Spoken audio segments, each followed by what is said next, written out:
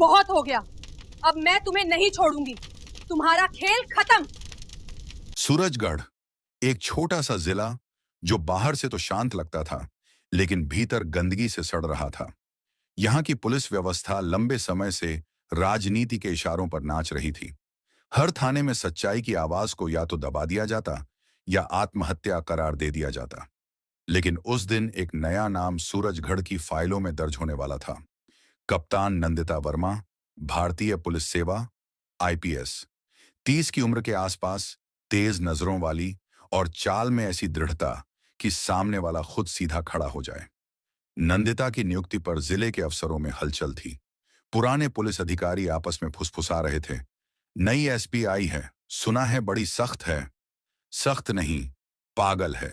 अपने पुराने जिले में 4 इंस्पेक्टर सस्पेंड कर दिए थे, लेकिन नंदिता को इन सब की परवाह नहीं थी। उनके लिए वर्दी कोई सत्ता का प्रतीक नहीं थी, बल्कि एक जिम्मेदारी थी, जनता का विश्वास जिंदा रखने की जिम्मेदारी। पदभार संभालने के तीसरे ही दिन उन्हें एक फाइल मिली। ऊपर लाल स्याही में लिखा था, मामला बंद। फाइल में एक गांव था, कुंडलपुर, और उसमें एक नाम, रवि सेन, उम्र 23 साल, आत्महत्या का केस। रिपोर्ट में लिखा था, थाने में पूछताछ के दौरान युवक ने खुद को मार लिया। बस इतना ही। ना कोई तस्वीर, ना कोई पोस्टमार्टम रिपोर्ट, ना कोई गवाह का बयान। नंदिता की भौहें तन गईं। उन्होंने धीमे स्वर में कहा, थाने में बंद युवक खुद को मार ले और किसी को कुछ दिखा नहीं? सहायक अधिकारी शर्मा घबरा कर बोले, मैडम, यही रिपोर्ट है। झूठ! नंदिता ने फाइल बंद करते हुए कहा, यह आत्महत्या नहीं, हत्या है। और यह फाइल तब तक बंद नहीं होगी जब तक मैं खुद सच ना देख लूं। उस रात देर तक वह अपने ऑफिस में बैठी रही। बाहर हल्की बारिश हो रही थी। बिजली की गड़गड़ाहट के बीच उन्होंने एक फैसला किया, वह गांव खुद जाएंगी, लेकिन इस बार वर्दी में नहीं। सुबह जब पूरा सूरजगढ़ ऑफिस के लिए तैयार हो रहा था, कप्तान नंदिता ने अपनी वर्दी नहीं, बल्कि एक लाल सूती सलवार कुर्ता निकाला। साधारण कपड़े, बिना किसी पहचान के। दर्पण में खुद को देखते हुए उन्होंने कहा, आज एसपी नहीं, इंसान जाएगी, तभी सच्चाई मिलेगी। वह अपने सरकारी वाहन के बजाय एक पुरानी जीप में बैठी। सिर्फ एक ड्राइवर और कोई सुरक्षा नहीं। रास्ते में धूल भरी सड़कें थीं, खेतों में पसीने की गंध थी और हवा में बेचैनी। हर गांव में लोग उन्हें अजनबी नजरों से देख रहे थे। करीब 2 घंटे बाद वह कुंडलपुर चौकी के बाहर पहुंची। चौकी का बोर्ड आधा टूटा हुआ था। दीवारों पर गुटखा के दाग और दरवाजे पर एक नशे में झूमता सिपाही। उसने नंदिता को ऊपर से नीचे तक देखा और मुस्कुराया। कहिए बहन जी, किससे मिलना है? नंदिता ने मुस्कुराकर कहा, थानेदार से। वो तो अभी आराम कर रहे हैं, दोपहर को आइए।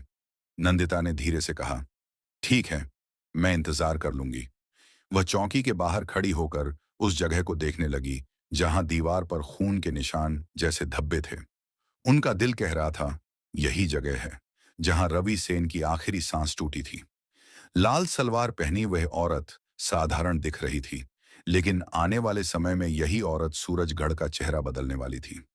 लोगों को अब तक पता नहीं था कि इस गांव में अभी अभी एक तूफान उतर चुका है। कुंडलपुर गांव, धूल से ढका, टूटी सड़कों वाला, जहां शाम ढलते ही लोग अपने दरवाजे बंद कर लेते थे। डर यहां हवा की तरह फैला था। दिखाई नहीं देता था, लेकिन हर कोई महसूस करता था। नंदिता अब भी अपने लाल सूती सलवार कुर्ते में धीरे धीरे गांव की गलियों से गुजर रही थी। बच्चों की आंखों में जिज्ञासा थी, बड़ों की आंखों में संदेह। कोई बोलता नहीं था। लोग उन्हें देखकर बस दरवाजे के भीतर खिसक जाते। थोड़ी दूर एक चाय की दुकान दिखी। वह वहीं रुक गई। भैया, एक चाय देना? दुकानदार ने हिचकिचाते हुए पूछा। पहली बार आई हैं क्या गांव में? हाँ, नंदिता ने कहा। सुना था यहां किसी लड़के की मौत हुई थी। रवि सेन नाम था शायद। चाय वाले के हाथ रुक गए। उसकी आंखों में डर झलक गया। उसने जल्दी से इधर उधर देखा और धीरे से कहा, दीदी, यहां ऐसे सवाल मत पूछो, सुनने वाले बहुत हैं। मतलब? रवि कोई गरीब लड़का था, पर सच्चा था। उसने कुछ देखा था जो नहीं देखना चाहिए था। उसी के बाद उठा लिया पुलिस ने। नंदिता का दिल धड़क उठा। क्या देखा था उसने? चाय वाले ने आवाज और धीमी कर ली। सुना है चौकी के अंदर रात में कुछ ट्रक आते हैं, थानेदार के लोग उतरवाते हैं, ऊपर से सामान आता है। रवि ने एक रात वो सब देख लिया था। अगली सुबह वो नहीं रहा। नंदिता ने ध्यान से सुना। पास ही एक वृद्ध महिला बैठी थी, जो अब तक चुप थी। उसके चेहरे पर झुर्रियां थीं, पर आंखों में गुस्सा जल रहा था। वह बोली, उस रात चीख सुनाई दी थी बेटी। पूरी रात चौकी में लाइट जलती रही। सुबह रवि की लाश मिली, दीवार से टंगी हुई, लेकिन पैर जमीन को छू रहे थे। खुदकुशी होती है ऐसे। नंदिता के अंदर कुछ टूट गया। वह जान गई, मामला गहरा है। उन्होंने धीरे से पूछा, क्या आप मुझे चौकी का रास्ता दिखा सकती हैं? वृद्धा ने सिर हिलाया। नहीं बेटी, वहां जो जाता है वो लौटता नहीं। नंदिता ने मुस्कुराते हुए कहा, मैं लौटूंगी, और सच लेकर लौटूंगी। वह उठी और अपनी लाल सलवार की चुनरी कंधे पर ठीक की। गांव की धूल उड़ रही थी, सूरज ढल रहा था, और आसमान में काले बादल उमड़ रहे थे। हवा में अब सिर्फ डर नहीं था, इंतजार था, किसी के खड़े होने का।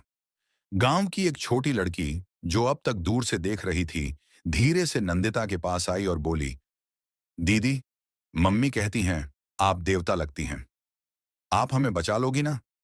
नंदिता झुककर मुस्कुराई, उसके सिर पर हाथ फेरा और बोली, देवता नहीं हूं बेटी, पर झूठ के खिलाफ खड़ी जरूर हूं। उस पल कुंडलपुर की मिट्टी में एक नई हलचल हुई, क्योंकि लाल सलवार वाली कप्तान ने पहली बार लोगों के डर को तोड़ा था। शाम का वक्त था, सूरज डूब चुका था, और कुंडलपुर चौकी के ऊपर अंधेरे का साया उतर आया था। हवा में शराब और सिगरेट की गंध तैर रही थी। पुराने पीले बल्ब झपक रहे थे, जैसे उन्हें भी डर लग रहा हो कि वे इस रात के गवाह बनेंगे। नंदिता चौकी के पास पहुंची। उन्होंने अब भी अपने लाल सलवार कुर्ते के ऊपर एक हल्की शॉल डाल रखी थी, ताकि पहचान न हो सके। चौकी के बाहर वही सिपाही बैठा था, जो सुबह हंस रहा था। अब वह शराब के नशे में झूमते हुए कोई गाना गा रहा था। नंदिता ने पास जाकर कहा, भैया, थानेदार हैं क्या अंदर? सिपाही ने नशे में जवाब दिया, थानेदार साहब तो बड़ी मीटिंग में हैं। मीटिंग मतलब? ठेकेदारों के साथ गपशप। और जोर से हंस पड़ा। नंदिता ने धीरे से चौकी के अंदर कदम रखा। दीवारों पर धूल और गुटखा के छींटे थे। मेज पर आधे खुले केस फाइल बिखरे थे। एक कोने में टूटी हुई कुर्सी पड़ी थी, और पास ही फर्श पर कुछ सूखे खून जैसे निशान थे। वह झुककर उन धब्बों को ध्यान से देखने लगी। ये पुराने नहीं लगते, बस कुछ हफ्तों के। उनका दिल धड़कने लगा। तभी पीछे से किसी की भारी आवाज आई, ओए, कौन है तू? नंदिता ने मुड़कर देखा। सामने थानेदार बालवीर सिंह खड़ा था। मोटा शरीर, आंखों में घमंड और गले में सोने की चेन। वह ऊपर से नीचे तक नंदिता को देखकर बोला, कौन हो तुम? मीडिया से हो क्या? नहीं, नंदिता ने शांत स्वर में कहा, बस गांव में आई थी, एक लड़के की मौत के बारे में सुनकर।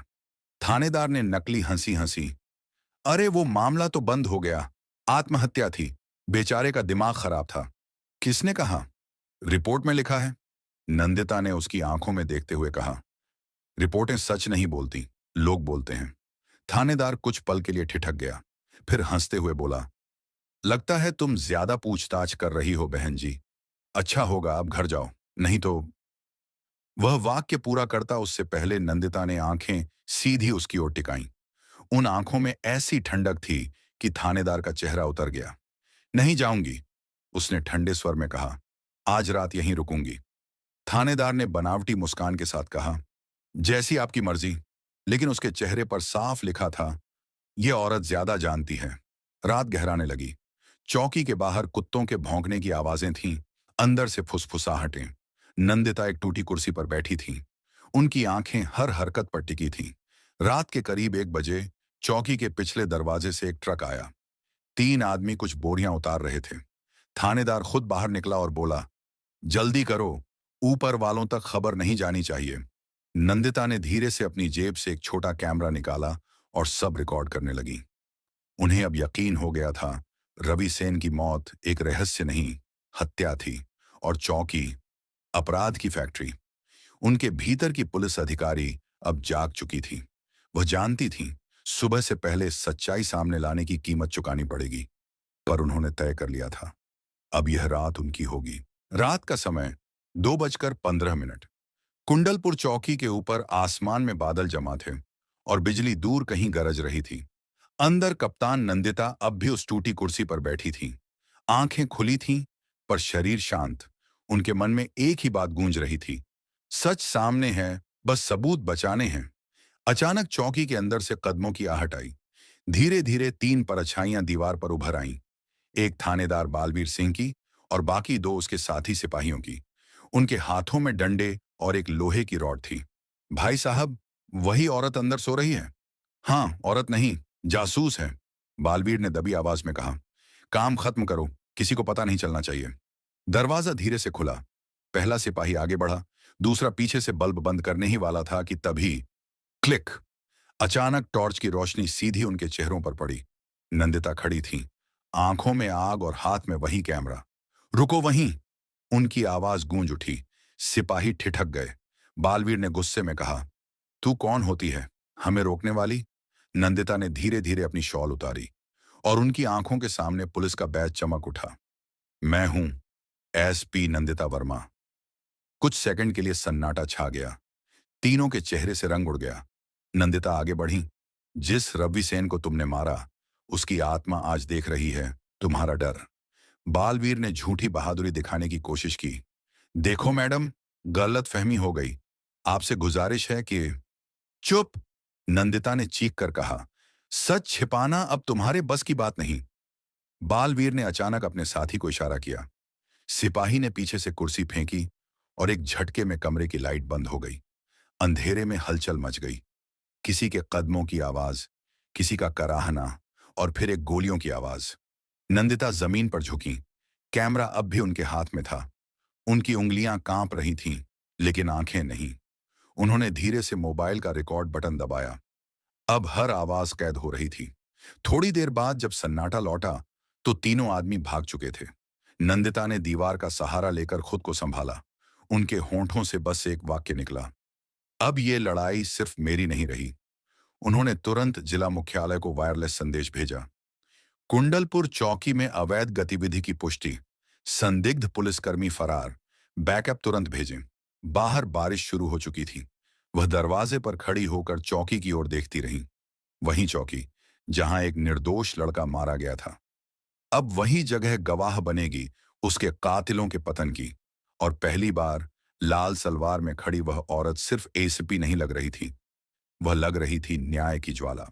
अगली सुबह का सूरज लाल था, जैसे रात की सच्चाई ने आकाश को भी शर्मिंदा कर दिया हो। कुंडलपुर चौकी के बाहर भीड़ जमा थी। पुलिस की जीपें, पत्रकारों के कैमरे और चारों ओर कानाफूसी। कहते हैं, रात को एसपी मैडम ने खुद थाने में छापा मारा। 3 पुलिस वाले भाग गए हैं। अब तो बड़ा बवाल होगा। नंदिता वर्मा शांत थीं, लेकिन उनके चेहरे पर थकान साफ झलक रही थी। उन्होंने सबूत के तौर पर अपने कैमरे और मोबाइल की रिकॉर्डिंग जिला मुख्यालय भेज दी थी। लेकिन उन्हें पता था, अब असली लड़ाई शुरू हुई है। सुबह 9 बजे जिला कलेक्टर ऑफिस से कॉल आया। एसपी वर्मा, आपको तुरंत मीटिंग में बुलाया गया है। मीटिंग में जिले के कई बड़े अधिकारी बैठे थे। कमरे में ठंडी हवा, पर माहौल गर्म। डीसी साहब ने कहा, वर्मा जी, आपने जो किया वह बहुत जल्दबाजी में था। बिना आदेश के चौकी में प्रवेश, बिना वारंट के कार्रवाई, ये अनुशासनहीनता है। नंदिता ने सीधा जवाब दिया, अगर वारंट की प्रतीक्षा करती तो आज 3 और लोग मर चुके होते। कमरे में खामोशी छा गई। तभी पीछे से एक और आवाज आई। यह आवाज थी स्थानीय विधायक शेखर यादव की, जो जिले की राजनीति का सबसे ताकतवर नाम था। वह मुस्कुराते हुए बोला, एसपी वर्मा, आप नई हैं, इसलिए बता दूं, कुछ चीजें यहां ऐसे ही चलती हैं। पुलिस और नेता साथ हों तभी सिस्टम चलता है। नंदिता ने उसकी आंखों में देखकर कहा, अगर सिस्टम चलाने के लिए झूठ को बचाना पड़े तो ऐसा सिस्टम जल जाना चाहिए। कमरा कुछ सेकंड के लिए सन्न था। फिर विधायक ने टेबल पर हाथ मारा। धमकी दे रही हैं आप? सच को कहना धमकी नहीं होता साहब, नंदिता बोली, बल्कि हिम्मत होती है। उसके बाद जिला कलेक्टर ने बात संभालने की कोशिश की। देखिए, ऊपर से दबाव है, फाइल को बंद करना होगा। मीडिया को कुछ मत बताइए, हम ट्रांसफर की सिफारिश कर देंगे, मामला शांत हो जाएगा। नंदिता की आंखें ठंडी पड़ गईं। उन्होंने धीरे धीरे खड़ा होकर कहा, अगर मुझे हटाकर आप मामला दबा देंगे तो एक रवि नहीं 100 रवि मरेंगे।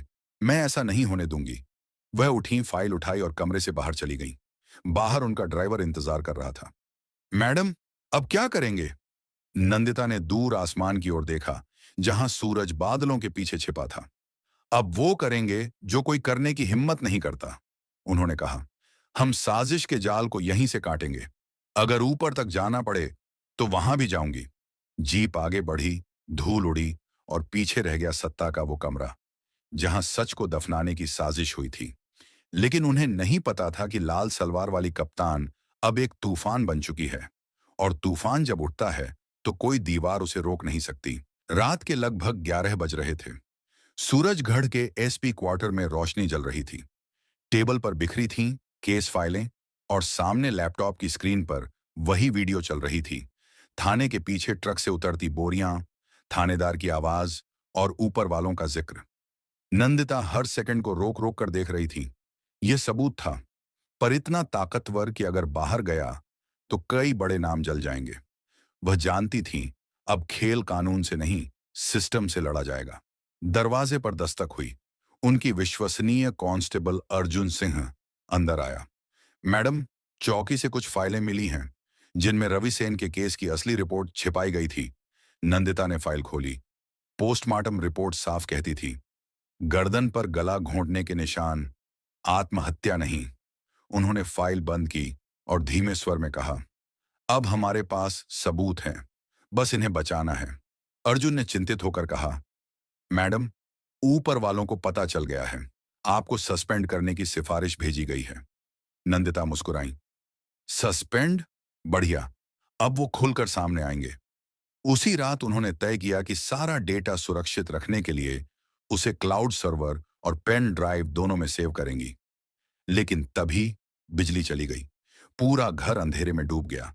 नंदिता ने तुरंत टॉर्च उठाई और अर्जुन को आदेश दिया, बैकअप जनरेटर चालू करो, कोई बाहर न जाए। कुछ ही सेकंड बाद बाहर से किसी के दौड़ने की आवाज आई। खिड़की से झांक कर देखा, दो आदमी दीवार फांद रहे थे। एक के हाथ में पेट्रोल का डिब्बा था। नंदिता समझ गई, सिर्फ सबूत ही नहीं, उन्हें भी मिटाने की कोशिश है। वह तेजी से फर्श के नीचे बने गुप्त लॉकर के पास गईं और कैमरा, पेन ड्राइव और रिपोर्ट उसमें रख दी। फिर दीवार पर टंगी रिवॉल्वर निकाली। अर्जुन, दरवाजा बंद करो। दरवाजे पर धमाके शुरू हो गए। एसपी वर्मा, फाइलें सौंप दो, वरना अंजाम बुरा होगा। नंदिता ने जवाब दिया, फाइलें अब जनता की हैं, किसी की बपौती नहीं। अगले ही पल एक शीशा टूटा और आग की लपटें भीतर घुस आईं। कमरे में धुआं भर गया, लेकिन नंदिता शांत रही। उन्होंने फाइलें खिड़की से बाहर फेंक दी, जहां अर्जुन ने उन्हें उठाकर एक बाइक में छिपा दिया। जाओ अर्जुन, इसे मीडिया हाउस में पहुंचाओ, चाहे जो हो जाए। अर्जुन भागा। नंदिता ने पीछे मुड़कर देखा। उनके घर की दीवारें जल रही थीं। उन्होंने धीरे से कहा, जले तो जले, पर अब सच कोई नहीं जला पाएगा। बाहर बारिश शुरू हो गई थी। आग और बारिश आपस में लड़ रहे थे, और बीच में खड़ी वह लाल सलवार वाली कप्तान, जिसने पहली बार सिस्टम के भीतर के दानव को उसकी ही भाषा में जवाब दिया था। दोस्तों, आपको यह कहानी कैसी लगी कमेंट करके जरूर बताइए। और हाँ, अगर यह कहानी आपके दिल को छू गई हो तो वीडियो को लाइक करें, हमारे चैनल फ्लाइंग स्टोरीज को सब्सक्राइब करें और अपने दोस्तों के साथ जरूर शेयर करें। मिलते हैं अगली वीडियो में।